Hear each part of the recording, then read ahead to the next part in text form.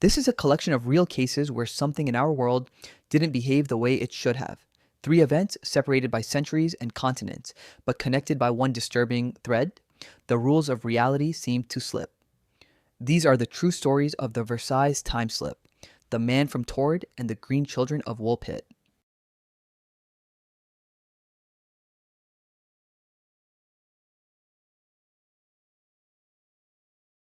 Two respected British academics, Charlotte Ann Moberly and Eleanor Jourdain, traveled to Versailles, France. They weren't thrill seekers or paranormal investigators, they were scholars, logical, methodical, and by all accounts, level headed women. But on the afternoon of August 10th, something happened on those palace grounds that both of them swore, until the end of their lives, could not be explained by anything normal. They began their visit like any two tourists, exploring the gardens, reading their guidebooks, walking toward the Petit Trianon estate.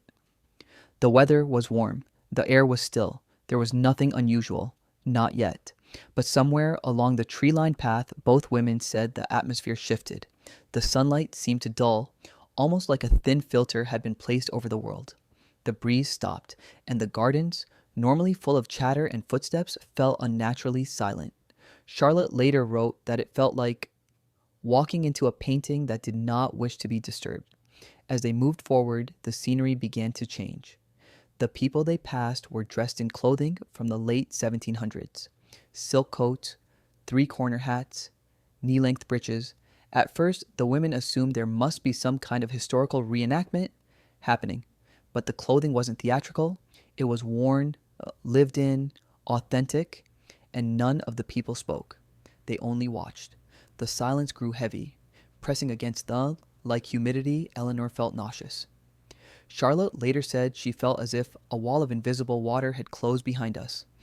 They approached a small wooden bridge where a man stood, tall, stern, wearing a long coat and a large brimmed hat. His face was gray and expressionless. He stared at them without blinking. Charlotte tried asking him for directions. He didn't answer. He simply raised his arm and pointed deeper into the trees.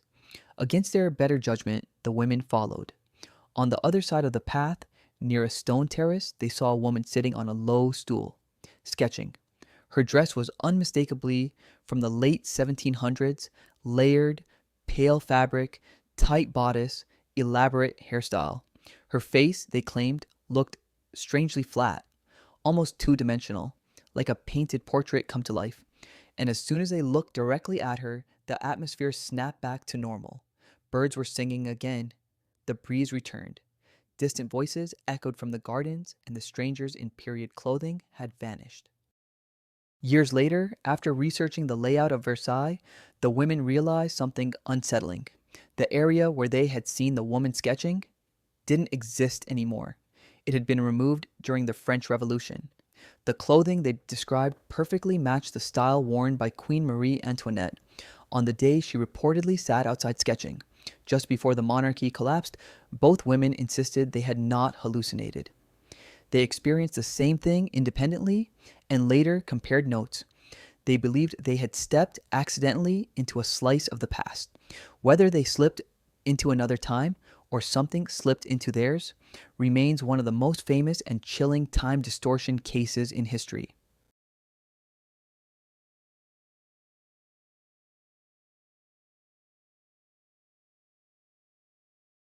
Now we jump to 1954, Tokyo International Airport.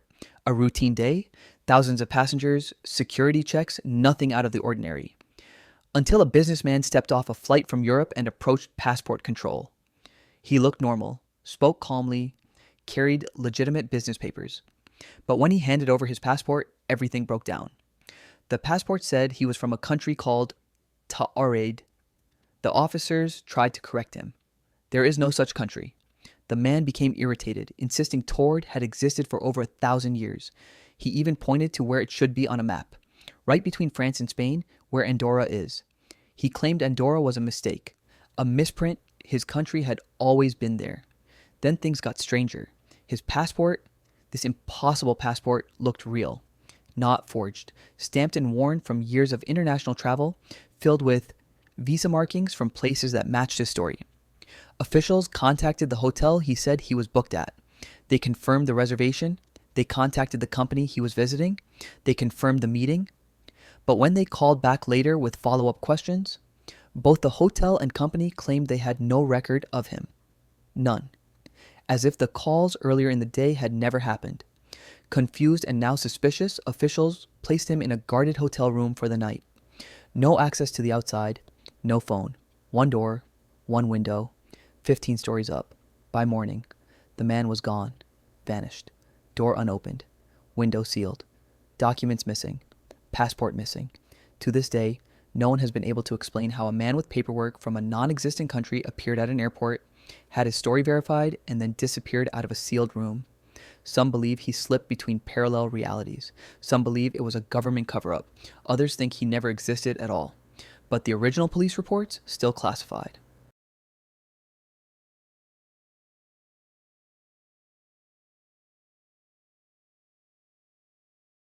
Our final case takes us far back.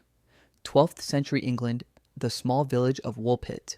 Farmers working near a wolf trap discovered two children, a boy and a girl. They were standing alone at the edge of the pit, frightened, trembling, and with skin the color of green leaves.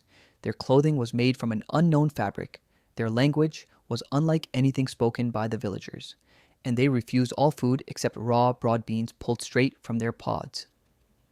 They eventually learned to eat normal food, and slowly the green tint in their skin faded, but their story only became stranger. When the girl learned enough English to speak, she told the villagers they came from a place called St. Martin's Land, a place of perpetual twilight, a place where the sun never fully rose, a place she described as a land of green. She said she and her brother had been herding their father's cattle when they heard a loud sound, like bells, and followed the noise through a long, dark tunnel, until they suddenly emerged into the bright world of Woolpit. Her brother, unable to adapt, died shortly after their discovery. The girl survived into adulthood, integrating into English society, though people described her as always slightly odd, as if she never fully belonged here. Historians have debated this case for centuries. Were they lost Flemish children, sufferers of sclerosis, victims of a hallucination, or did they truly come from a parallel world, separated from ours by a hidden passage? No one ever found the tunnel they described. No records of their origin ever surfaced. Just two children from nowhere, one story, and a mystery that refuses to fade. 3 cases, 3 moments in history where the world seemed to glitch. A time slip at Versailles, a traveler from a country that doesn't exist, and 2 children from a land of twilight. If these stories are true, then reality isn't as solid as we think it is.